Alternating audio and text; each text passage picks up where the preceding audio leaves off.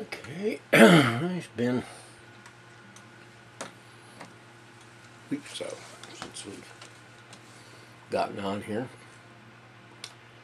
What's happened during that week? Had to go down, we're getting ready to head out for Siegel North. 8th of, upcoming 8th of June will be the day we leave. And we'll have to be dialyzed in Nashville, Tennessee, Columbus, Ohio, and then either in Dunkirk, New York, or in Jamestown, New York. Depends on who has a chair. But one of the things that I've had to do, the state of Tennessee expects me, demands, whatever, me to have a current chest x-ray. So I went down day before yesterday down to the VA in Waco, got my chest x-ray. Called back today. No, I'll take it back. Well, yeah, it was today. Called back today. Said they couldn't see the side shot of my chest x-ray, so now I've got to go back and have it done again. Needless to say, I hope they're not just pulling my string and there's something wrong. That's the reason they want to come back and look at it again. I don't think so. I don't have any symptoms of any kind, so I'm assuming that, actually during the process of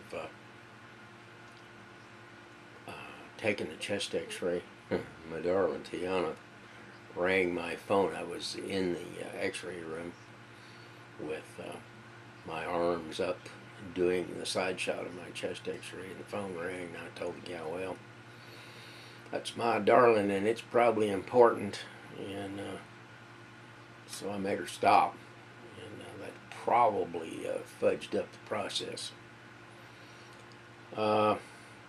You might also note that the visual quality on this tape is kind of reverted back to the old. Of course, the stand still straight up like I do it now has never been really bad, but you noticed I did some harvesting shots, and I had altered the resolution on this camera. I had a 7-minute tape out there. It took 2.5 hours for that thing to load. Not practical. So I'm going to go back to the old faded out fuzzy resolution. Everybody can get the idea now. Under this circumstances here with the lighting that I've got and everything, this turns out pretty well. So gone back to the old resolution. My son told me he actually preferred this one. So here we are again. I'm gonna get back down in the morning and get a chest x-ray. Gonna mow tomorrow. Mother's Day is coming up. Kids are coming for the weekend, so I got to turn the pasture back into a lawn. I'll do that tomorrow as soon as I get back from my chest x-ray hiatus down to Waco.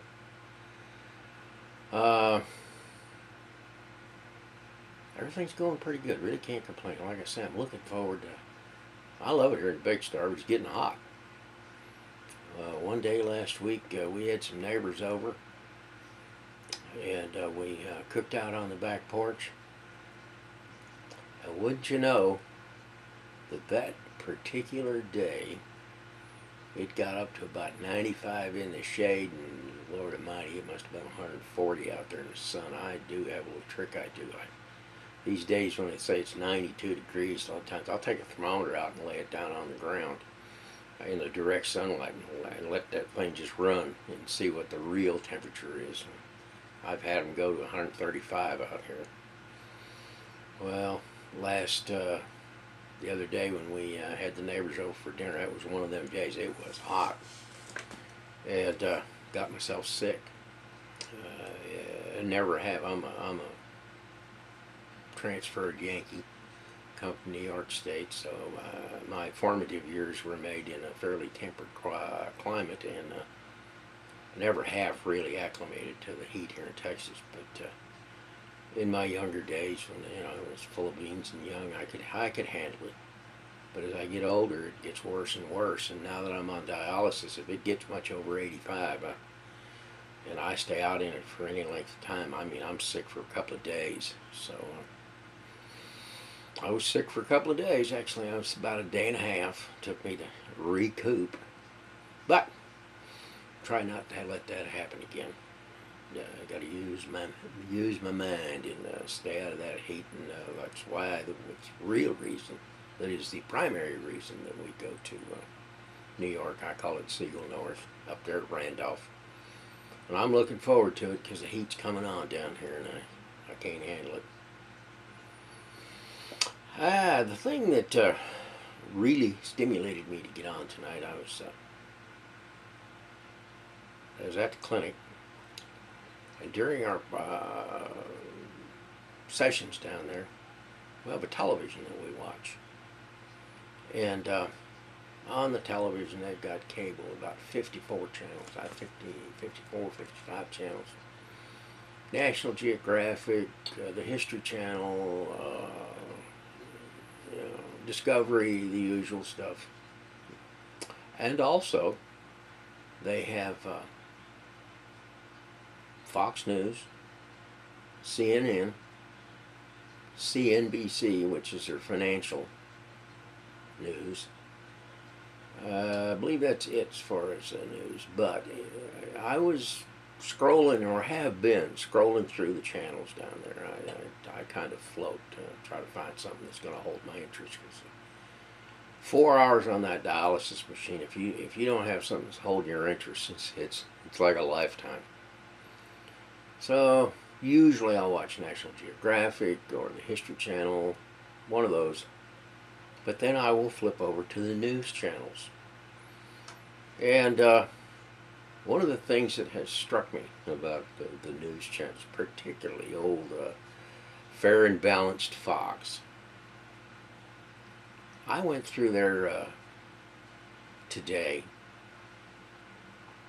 I probably hit the Fox News every 10 minutes. Sometimes I'd sit and listen for 10, 15, 20 minutes. Then I would go on to try to find something on the History Channel or the CNN. And then I go back to Fox.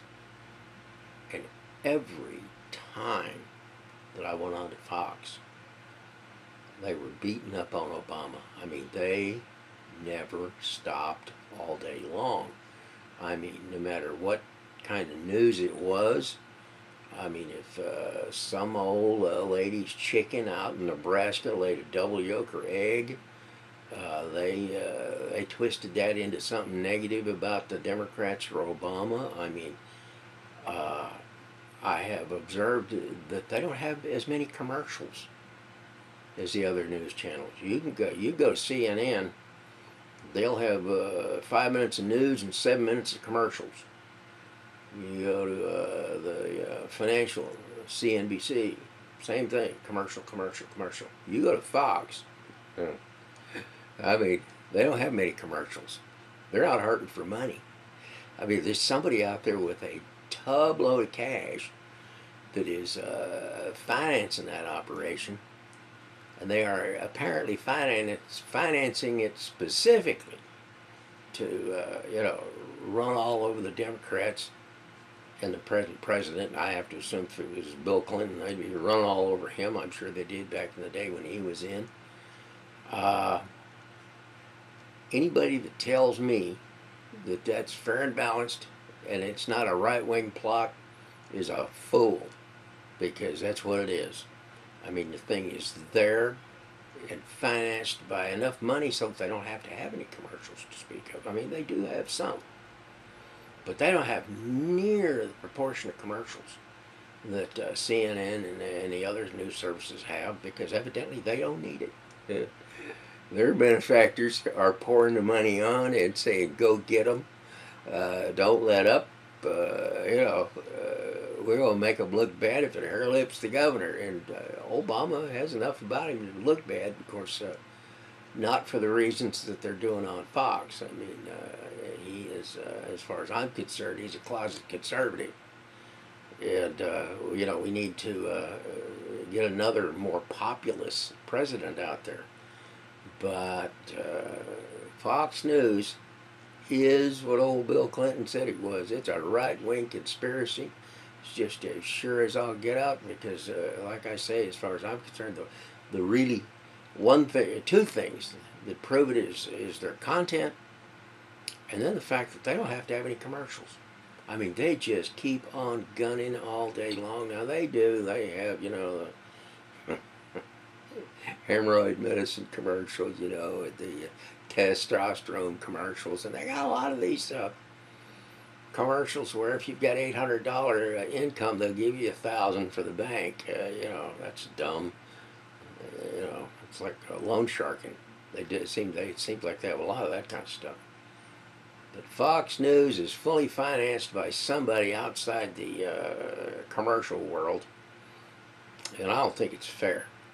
But it's the way it is. I think Rupert Murdoch owns it. Isn't that Englishman that's in so much trouble right now? I think he's the one that's pouring the most money on him. They ought to advertise Rupert. You don't see him talking much about him on there. I mean, that guy's in a world of trash over there in England. I think a distinct possibility that English, before it's over with, might prosecute him. But you don't hear Fox News talking about they're busy running down the president and the Democratic Party. So Fox News is a right-wing conspiracy. They are not fair and balanced, and just a handmaiden of the Republican Party.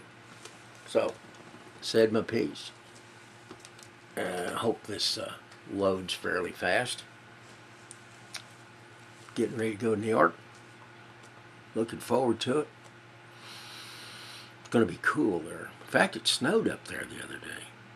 Quite a bit. I don't want to go during the snow. Nah. I'd always think, well, it'd be kind of nice to have a little touch of snow. Be up there in Randolph during one of those blizzards. About 10 minutes it'd hold me. After that, I'd want to come back here. Anyway, here's my buddy.